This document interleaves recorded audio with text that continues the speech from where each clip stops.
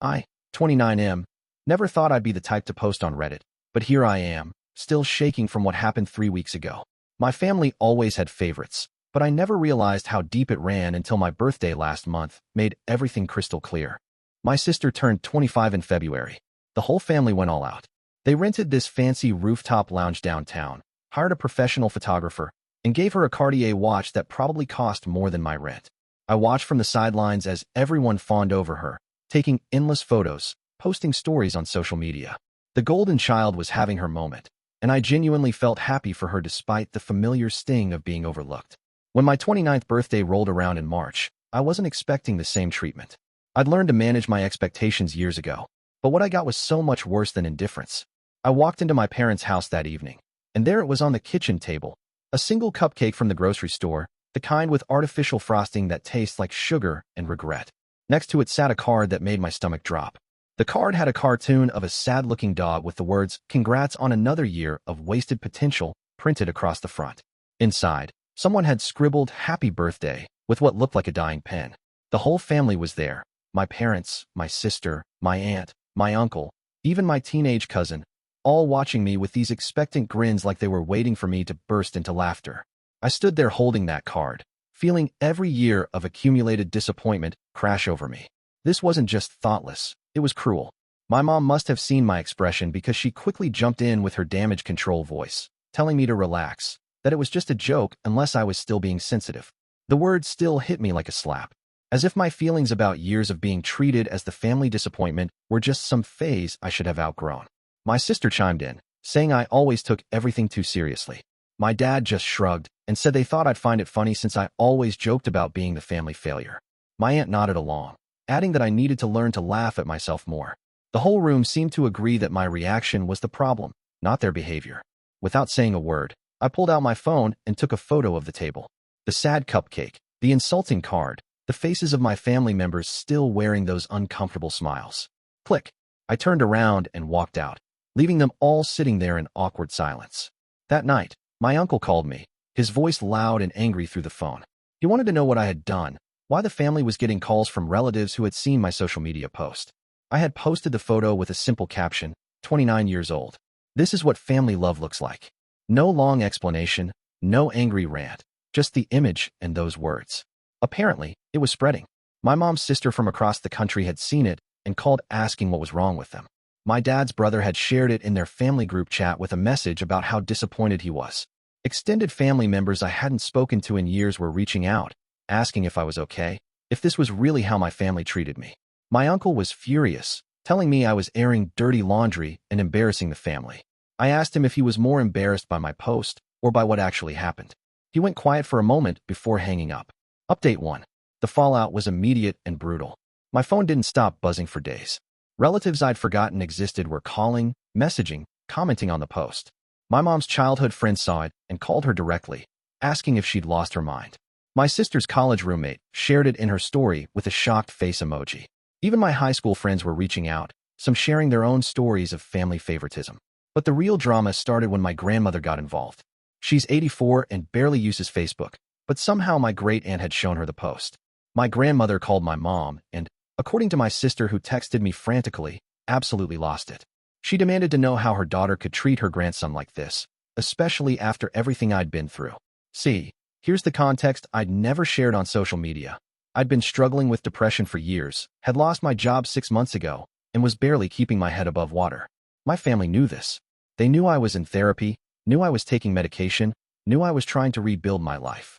And they still thought a joke about wasted potential was appropriate. My grandmother apparently reminded my mom of all of this during their call. She told her that she was disgusted by the cruelty and that if this was how they treated family, she didn't want to be part of it. The conversation ended with my grandmother hanging up on my mom, something that had never happened in 50 years of their relationship. My mom called me that night, her voice shaky and small. She wanted to know why I'd posted it, why I couldn't have just talked to them privately. I told her I'd been talking to them privately for years, trying to explain how their favoritism hurt me, how their jokes weren't funny, how I needed support instead of constant criticism. She went quiet when I reminded her of all the times I'd tried to have these conversations, only to be told I was being too sensitive or dramatic. My sister sent me a long text the next day, angry and defensive. She accused me of trying to ruin her reputation, of being jealous of her success, of always playing the victim. She said I was manipulative for posting the photo instead of handling it like an adult. I screenshotted her message and was tempted to post that too, but I held back. I wasn't trying to destroy my family. I was trying to save myself. Update 2. The story got picked up by one of those family drama Instagram accounts. Someone had shared my post in a Facebook group about toxic families, and it snowballed from there. Thousands of people were commenting, sharing their own stories, offering support. I started getting messages from complete strangers telling me I deserved better, that my family's behavior was unacceptable, that I was brave for standing up for myself. The attention was overwhelming, but also validating.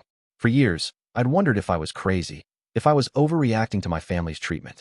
Seeing thousands of people react with the same shock and anger I'd felt confirmed that I wasn't imagining things. This wasn't normal family teasing. This was systematic emotional abuse disguised as humor. My family was not handling the viral attention well. My mom was getting calls from neighbors who'd seen the post shared in local Facebook groups. My dad's co-workers were asking him about it. My sister was furious that her friends were seeing it and questioning her character. They were experiencing the same public scrutiny and judgment I'd been living with my entire life, except now it was deserved. My uncle called again, this time with a different tone. He apologized for yelling at me and said he'd been thinking about what I'd said. He admitted that he'd always noticed how differently my parents treated my sister and me, but he'd never said anything because he didn't want to interfere. He told me he was proud of me for standing up for myself, even if the method was unconventional. But the real surprise came from my dad. He showed up at my apartment 3 days after the post went viral, looking older and more tired than I'd ever seen him. He sat in my living room and told me he'd been getting calls from people he went to college with, people he worked with, people from his gym. Everyone wanted to know if the story was true, if he really let his wife treat his son that way.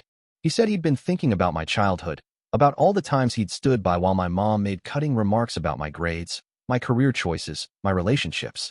He remembered the times I'd come to him upset about something she'd said, and he'd brushed it off, told me to ignore her, said that was just how she was. He realized he'd been enabling her behavior for decades. My dad apologized, really apologized, for the first time in my life. He said he'd been a coward, that he'd chosen the easy path of staying neutral instead of protecting me. He promised things would change, that he'd stand up for me from now on. I wanted to believe him, but I'd heard promises before. Update 3. The real test came 2 weeks later when my family had their monthly dinner. My dad called to invite me, saying my mom wanted to apologize and that they were ready to have a real conversation about everything. I was skeptical, but I decided to give them one more chance. Walking into that house felt like entering a battlefield. My mom was in the kitchen, her eyes red and puffy. My sister was on the couch, arms crossed, radiating hostility. The atmosphere was thick with tension and unspoken resentment. My mom started by saying she was sorry I'd felt hurt by the birthday joke. I immediately called her out on that non-apology, pointing out that she was sorry I felt hurt, not sorry for hurting me. She got defensive, saying she never meant to hurt me, that it was just supposed to be funny. I asked her to explain what was funny about mocking my failures during one of the hardest periods of my life. That's when my sister exploded. She accused me of ruining the family, of being vindictive and cruel, of airing our private business to the world. She said I was just like our mom, manipulative and dramatic. The comparison stopped her short when she realized what she'd said, but the damage was done. My dad stepped in, something he'd never done before. He told my sister that her brother had every right to be angry, that the birthday treatment was unacceptable, and that her response was making things worse. He said he was ashamed of how they'd all behaved, and that if she couldn't see why, that was her problem. My mom broke down crying, saying she didn't understand how everything had gotten so out of hand. She claimed she'd always loved me, that she'd never meant to make me feel worthless. I told her that intent didn't matter when the impact was this devastating. I explained that her constant criticism, her jokes about my failures, her dismissal of my feelings had been destroying me for years. The conversation went on for hours. My mom admitted she'd been harder on me because she was afraid I wouldn't reach my potential. She said she'd been trying to motivate me, but she realized now that she'd been tearing me down instead. My sister remained defensive, but I could see cracks in her armor. She was starting to understand that her golden child status had come at my expense. I laid out my terms. I wanted genuine apologies, not the deflecting kind they'd given me before. I wanted them to acknowledge the pattern of favoritism and commit to changing it. I wanted respect for my boundaries and my feelings. Most importantly, I wanted them to understand that their behavior had consequences, that I couldn't just pretend everything was fine anymore. My mom apologized, really apologized, for the first time since I was a child. She acknowledged that she'd been cruel, that she'd damaged our relationship, that she'd failed as a mother. She promised to do better, to think before she spoke, to support me instead of criticizing me. My sister was harder to reach. She was still angry about the public embarrassment, still defensive about her role in the family dynamic. But she eventually admitted that she'd known our parents treated me differently, and she'd never said anything because it benefited her. She apologized for the birthday comment and for her reaction to my post. I forgave them, but I made it clear that forgiveness didn't mean forgetting. I told them that rebuilding our relationship would take time, that they'd have to prove their commitment to change through actions, not just words. I also made it clear that if they fell back into old patterns, I wouldn't hesitate to call them out again, publicly if necessary. Final update. It's been 3 months since that conversation, and I'm cautiously optimistic. My family has been making genuine efforts to change. My mom catches herself when she starts to make a cutting remark and actually apologizes. My dad has been more present, more supportive, more willing to have difficult conversations. My sister and I are slowly rebuilding our relationship, though it's still fragile. They threw me a proper birthday party last month. Nothing fancy, just a home-cooked meal and a thoughtful gift, but the effort was real. My mom had made my favorite cake from scratch, and my sister had put together a photo album of good memories from our childhood. It wasn't about the money or the extravagance. It was about the thought and care behind it. The viral post has died down, but it changed something fundamental in my family. They can't pretend anymore that their behavior was normal or acceptable. They can't dismiss my feelings or gaslight me into thinking I'm overreacting. The public scrutiny forced them to confront the truth about themselves, and while it was painful, it was also necessary. I've learned that sometimes you have to burn bridges to build better ones. Sometimes you have to expose the dysfunction to heal it. Sometimes you have to be willing to lose your family to save your relationship with them. The photo I took that night wasn't just evidence of their cruelty. It was a declaration of my worth. I refused to accept their treatment anymore, and I was willing to face the consequences of standing up for myself. It was the scariest thing I'd ever done, but it was also the most liberating. My family is far from perfect, and we still have work to do. But for the first time in my life, I feel like I have a voice in this family, like my feelings matter, like I matter. The scared, beaten-down person who walked out of that house 3 months ago has been replaced by someone who knows his worth and won't accept anything less. Sometimes the best revenge isn't getting even, it's getting better. And sometimes, the most powerful thing you can do is simply tell the truth and let the chips fall where they may. 102.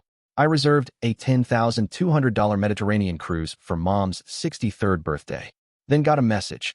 We gave your room to Sarah. She makes Mom smile more. I responded, understood. That night, I canceled the whole trip, cabins, excursions, even the cake. When they returned, the locks were changed, their storage was cleared, and their phones were cut off. 103. I paid for my brother's dream wedding. Venue, suit, everything. Then discovered I wasn't even on the guest list. He declared, "You're too awkward, it'd ruin the vibe." So I made one call. The florist, DJ, and cake never appeared, but the silence at the ceremony did.